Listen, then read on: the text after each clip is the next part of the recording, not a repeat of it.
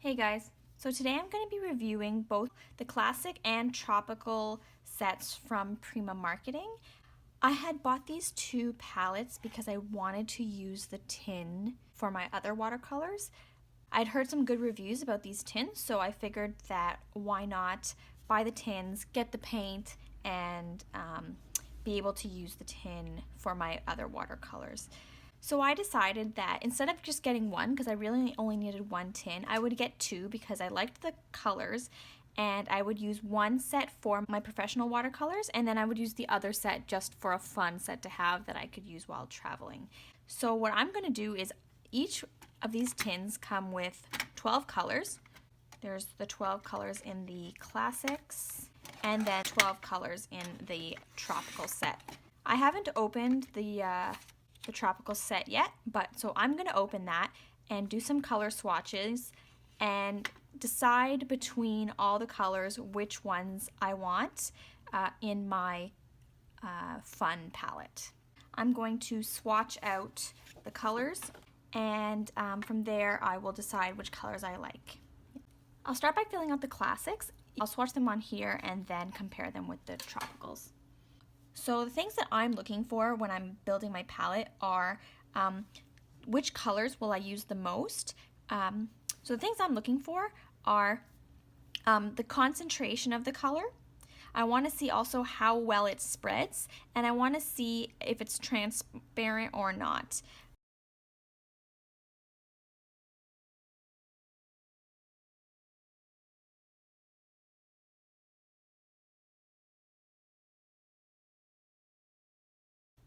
So I've finished with the classics, and now I'll move on to the tropicals.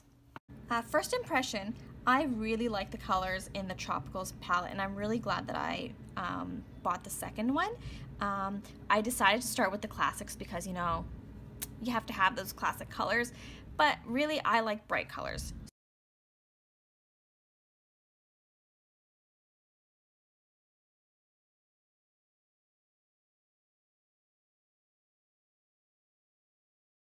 So there I have my swatches.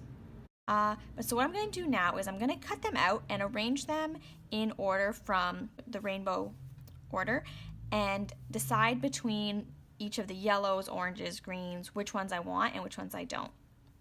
In my palette that I'm going to use, there's spots for 6 half pans in each row, and there is room for another 6 half pans inside, which I'm just going to glue down with some magnets or some glue dots. So I need to pick 18 colors from my swatches to put into my palette, and then the other 6 will go, and then the other 6 I won't use, and I will replace the paints with my Daniel Smith paints. Off the top, I'm going to get rid of the white. I'm going to get rid of the dove, which is the white. I'm going to get rid of the gray, slate, and I'm going to get rid of the dark night because I know that those aren't colors that I use very much. So I can create my own grays and blacks, and whites I like to use just by making use of the paper.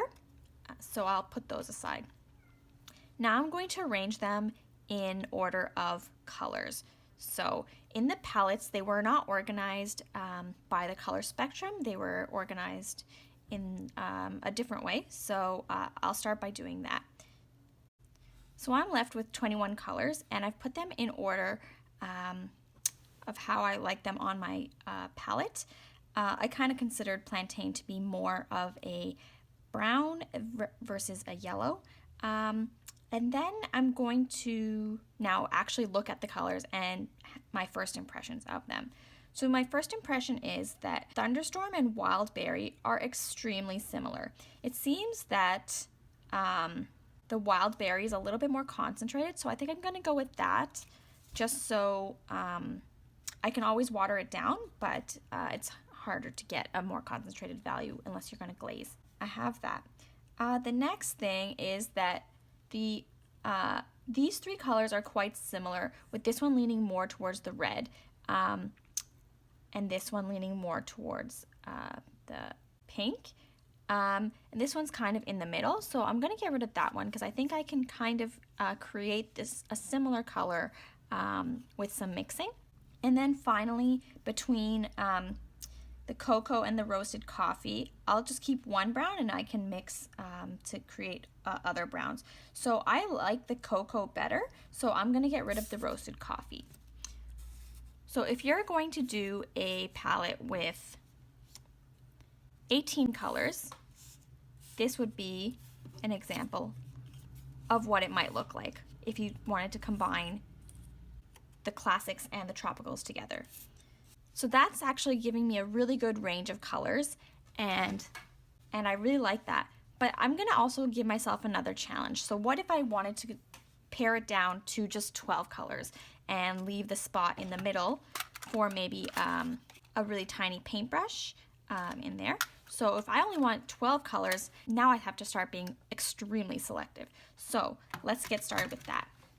So let's start with my must-haves. So I need to have a minimum of 2 primary colors. So 2 yellows, 2 reds, and 2 blues. So I'm gonna pick a cool yellow or a cool and a warm of each of those. Starting with the red, I'm going to for sure pick these two. So this is my warm red and this is my cool red. Will be my cool yellow versus my warm yellow.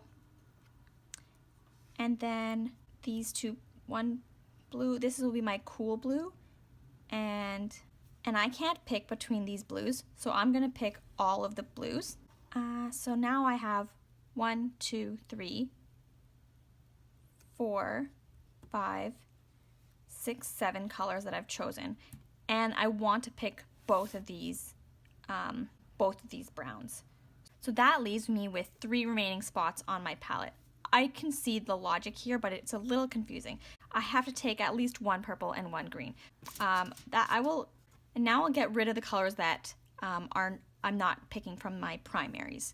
So now I have 15 colors left, and I have to pick 3 that I will eliminate from the palette.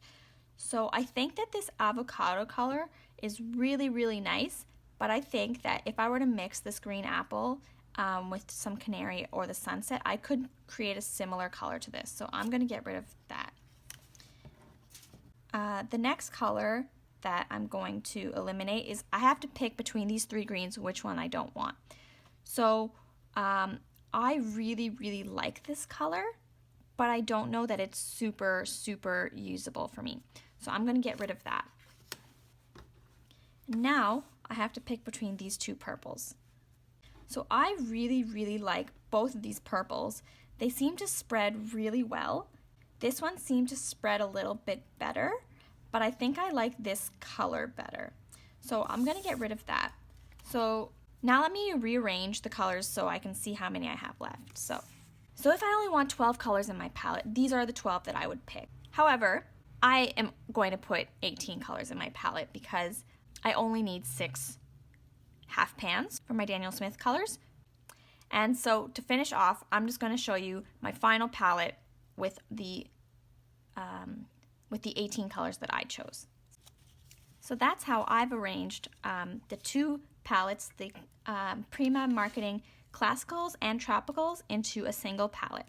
Thanks for watching, and I hope that you guys enjoyed this. If you guys have made your own palette combining these or any of the other Prima Marketing tins, feel free to leave me a comment below and let me know about your color selection. I'd love to hear from you. Thanks. Bye.